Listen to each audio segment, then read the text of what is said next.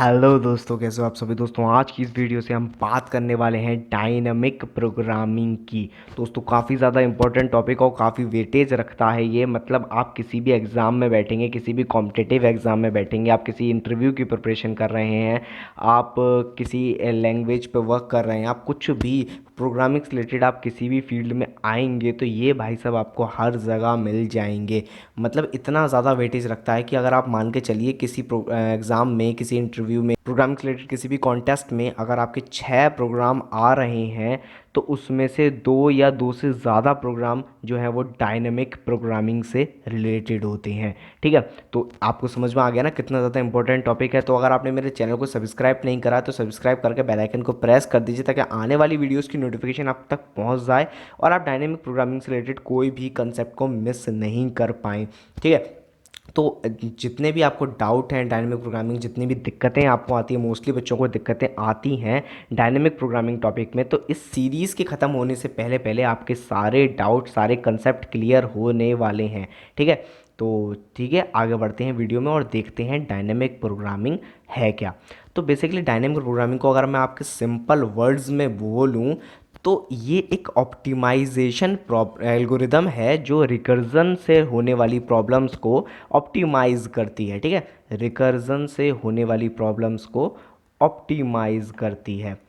अब रिकर्जन क्या होता है, जिनको नहीं पता मैं उनको बता दूं। रिकर्जन एक ऐसी प्रोग्राम होता है, एक ऐसी प्रॉब्लम्स होती हैं, एक ऐसे फंक्शन होते हैं जो अपने आप को ही कॉल करते हैं। मतलब अगर एक कोई फंक्शन है फिविनिकाई का मैं एग्जांपल ले रहा हूँ, तो वो अगर अपने आप को ही कॉल कर रहा है किसी और वैल्यू के लिए या सेम वैल्यू के लिए तो उसको हम बोलते हैं रिकर्जन। ठीक है, तो ये हो गया आपका रिकर्जन। तो रिकर्जन की जो भी प्रॉब्लम्स होती हैं, जो भी प्रॉब्लम सॉल्व हो सकती हैं रिकर्जन से, उनको ऑप्टिमाइज करने का काम करती है हमारी डीपी यानी कि डायनेमिक प्रोग्रामिंग।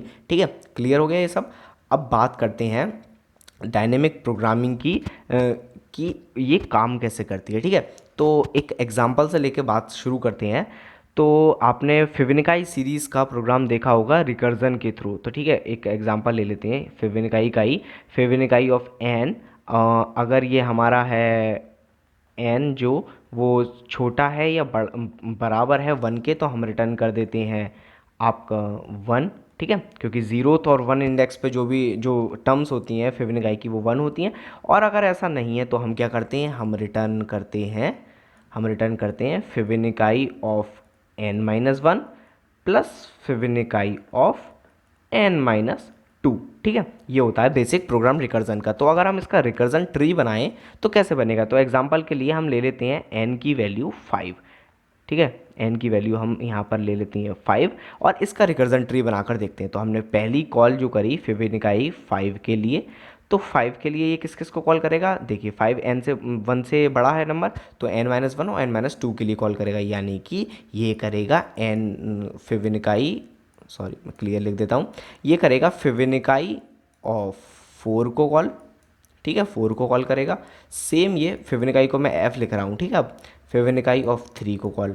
अब 4 किसको कॉल करेगा, 4 करेगा f ऑफ 3 को और f ऑफ 2 को। सेम ये 3 जो है वो करेगा f ऑफ 2 को और f ऑफ 1 को। f ऑफ 1 तो हमारा 1 रिटर्न कर देगा, फिर f ऑफ 3 जो है वो करेगा f ऑफ 2 को, फिर f ऑफ 1 को, फिर f ऑफ 2 जो करेगा वो करेगा f ऑफ 1 को और f ऑफ 0 को, फिर सेम f ऑफ 2 जो करेगा वो करेगा f ऑफ 1 को और f ऑफ 0 को। ठीक है, समझ में आ रहा है ना आपको। अब f ऑफ 1 और यहाँ पर भी f ऑफ 1 और f ऑफ 0 को। ठीक है, तो अब 1 और 0 तो जो है हमारे वो ये 1 दे देंगे, ये भी 1 दे देगा, ये भी 1 दे देगा, ये भी 1 दे देगा, ये भी 1 और ये भी 1। ठीक है, तो हमारा रिकर्जन। अब अगर आप इसको ऑप्टिमाइज तरीके से या आप इसको ऑब्जर्व करेंगे तो आप ये देख सकते हैं कि देखिए f ऑफ 3 यहाँ पर कॉल हुआ, f ऑफ 3 यहाँ पर कॉल हुआ, f ऑफ 2 ये कॉल हुआ, f ऑफ 2 ये कॉल हुआ, फिर f ऑफ 2 ये कॉल हुआ, f ऑफ 1 यहाँ पर कॉल हुआ, यहाँ पर कॉल हुआ, यहाँ पर कॉल हुआ। काफ़ी ज़्यादा जो है वो सेम फंक्शन के हम, जैसे f ऑफ 3 है तो इसको हम कई बार कॉल कर रहे हैं। ठीक है, कई बार कॉल कर रहे हैं, तो इसको हम क्या बोलते हैं, इस कंडीशन को हम बोलते हैं ओवरलैपिंग सब प्रॉब्लम्स। मतलब ओवरलैप कर रही हैं कुछ। देखिए आपकी जो ये प्रॉब्लम्स हैं वो सब प्रॉब्लम तो ये मेन आपकी प्रॉब्लम थी, फिर ये जो प्रॉब्लम है वो आपकी सब प्रॉब्लम है, ठीक है। ये जो प्रॉब्लम्स हैं वो ट्री में जैसे टूट रही हैं वो आपकी सब प्रॉब्लम्स हैं। तो कुछ सब प्रॉब्लम्स हैं जो ओवरलैप, यहाँ पर तो काफ़ी सारी हैं, कुछ सब प्रॉब्लम जो है वो ओवरलैप कर रही हैं, तो इसको हम बोलते हैं ओवरलैपिंग सब प्रॉब्लम। अब इसको ऑप्टिमाइज़ करने के लिए डीपीआई और डीपी ने बोला कि हम जो ये रिजल्ट्स हैं एफ ऑफ थ्री, इसको हम दोबारा कॉल करने की बजाय हम इसको कहीं पर स्टोर करा दें, हम किसी मेमोरी में एफ ऑफ थ्री को स्टोर करा दें, फिर दोबारा जब अब फ्यूचर में हमें एफ ऑफ थ्री की अगर रिक्वायरमेंट या एफ ऑफ थ्री की हमें ज़रूरत पड़े, then we will fetch from here only, ठीक है। हम उसको दोबारा कॉल नहीं करेंगे एफ ऑफ थ्री को, हम यहाँ सर एफ ऑफ थ्री की वैल्यू को डायरेक्ट फैच कर लेंगे। अब आप देखिए यहाँ पर एफ ऑफ थ्री को जब दोबारा कॉल करेंगे तब जो टाइम है वो ज़्यादा लगेगा, लेकिन जब हम एफ ऑफ थ्री को फैच करेंगे तो जो टाइम लगने वाला है वो ओ ऑफ वन लगने वाला है।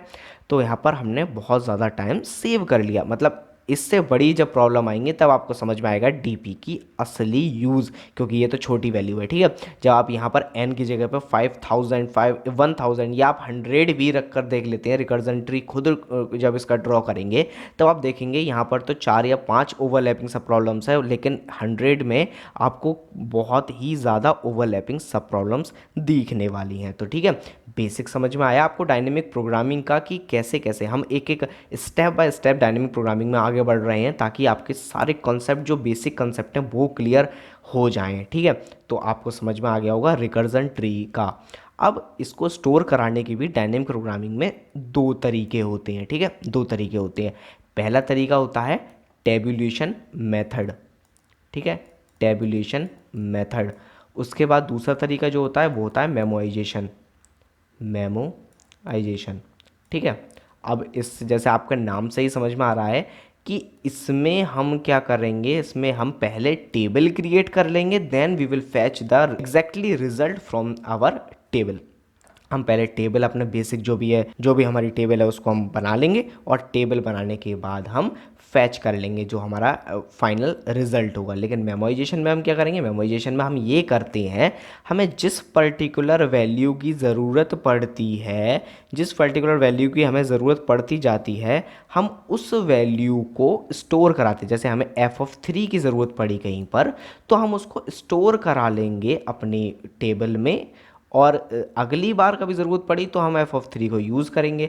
अब मान लीजिए आप टेबुलेशन मेथड में आप करेंगे सेम प्रोग्राम को, तो आप F of two, F of one, F of zero, ये सब को स्टोर कराना पड़ेगा आपको। बट मेमोइजेशन में हम क्या करेंगे, मेमोइजेशन में हम ये करते हैं कि अगर आपको एफ ऑफ टू की रिक्वायरमेंट नहीं पड़ी पूरे प्रोग्राम में, then we will not consider F of two at all. मतलब मेमोइजेशन हम कब यूज़ करेंगे, मेमोइजेशन हम तब यूज़ करेंगे जब हमें पता है कि हमारा जो प्रोग्राम है, जो हमारी सारी सब प्रॉब्लम्स हैं, उन सब को कॉल करने की बजाय कुछ पर्टिकुलर सब प्रॉब्लम्स को कॉल कर रहा है, then we will use memoization. अगर हमें पता है कि हमारा प्रोग्राम सारी सब प्रॉब्लम को एक एक कर कर कॉल करने वाला है, तो हम यूज़ करेंगे टेबुलेशन, ठीक है। दोनों मेथड आपके क्लियर हो गए होंगे आपको, ठीक है। तो ये हो गई हमारी बेसिक डायनेमिक प्रोग्रामिंग की। तो डायनेमिक प्रोग्रामिंग की दो प्रॉपर्टीज़ भी होती हैं। पहली प्रॉपर्टी तो मैंने आपको बताई थी, ओवरलैपिंग सब प्रॉब्लम। तो ये प्रॉपर्टी किस काम में आती है, ये प्रॉपर्टी आती है अगर आपके पास कोई प्रॉब्लम है, स्टेटमेंट है, तो आप कैसे पता लगाएंगे कि ये डायनेमिक प्रोग्रामिंग का प्रॉब्लम है, ये हम डायनेमिक प्रोग्रामिंग से सॉल्व कर सकते हैं। तो आपके पास दो तरीके होते हैं, दो मतलब कंडीशंस होती हैं। अगर ये दोनों कंडीशन वो प्रोग्राम फुलफिल कर रहा है, then we can use dynamic programming over there, ठीक है। तो ओवरलैपिंग सब प्रॉब्लम, ये तो मैंने आपको बता ही दिया ओवरलैपिंग सब प्रॉब्लम क्या होती है। और दूसरी जो होती है वो होती है ऑप्टिमल, ऑप्टिमल सब स्ट्रक्चर। इसका क्या मतलब है, इसका मतलब ये होता है कि जो सब स्ट्रक्चर्स बन रहे हैं, जो सब प्रॉब्लम्स बन रही हैं, अगर उनका ऑप्टिमल सॉल्यूशन हम लें, मतलब सब प्रॉब्लम बनी ये सारी, इनका ऑप्टिमल सॉल्यूशन, इनको सॉल्व करने के लिए जो ऑप्टिमल सॉल्यूशन है उनको हम एक साथ जोड़ें, तो हमें उस बड़ी प्रॉब्लम का ऑप्टिमाइज्ड सॉल्यूशन अगर मिल रहा है, देन इट इज़ ऑप्टिमल सब स्ट्रक्चर, ठीक है। दोनों बातें जो दोनों पॉइंट्स हैं, दोनों कंडीशन आपकी क्लियर हो गई होंगी। तो ये थी मेरी basic introduction video dynamic programming से लेकर आगे वीडियोस में हम बात करेंगे टेबुलेशन और मेमोराइजेशन में डिटेल कंपैरिजन के ऊपर बात करेंगे। आगे हम डायनेमिक प्रोग्रामिंग की प्रॉपर्टीज़ के बारे में बात करेंगे, हम डायनेमिक प्रोग्रामिंग को सॉल्व कैसे करना चाहिए, स्टेप बाय स्टेप एल्गोरिदम के बारे में बात करेंगे, हम कई सारी प्रॉब्लम्स के ऊपर डिस्कशन करने वाले हैं। तो मेरे चैनल को सब्सक्राइब कर दीजिए, अगर इस वीडियो को आपको अच्छी लगी तो उसे लाइक कर दीजिए, मेरे चैनल को सब्सक्राइब करके बेल आइकन को प्रेस कर दीजिए ताकि आने वाली वीडियोस की नोटिफिकेशन आप तक पहुंच सके और आप डायनेमिक प्रोग्रामिंग की कोई भी वीडियो को मिस ना कर पाएँ। तो और कोई भी दिक्कत अगर इस प्रॉब्लम में इस वीडियो में आपको आई होगी तो कमेंट बॉक्स में जाकर उसको बताइए, मैं उसको सॉल्व करने की पूरी पूरी कोशिश करूंगा। अगर आप नंबर थ्योरी और TCS मॉक वीटा की प्रॉब्लम्स को देखना चाहते हैं, डिस्क्रिप्शन और आई बटन दोनों में उनका लिंक है, उनको जाकर चेकआउट कर सकते हैं। और हमारे टेलीग्राम ग्रुप को भी ज्वाइन कर लीजिए, उसमें भी हम डिस्कशन करते रहते हैं। तो मिलते हैं आपसे अगली वीडियो में, तब तक के लिए गुड बाय।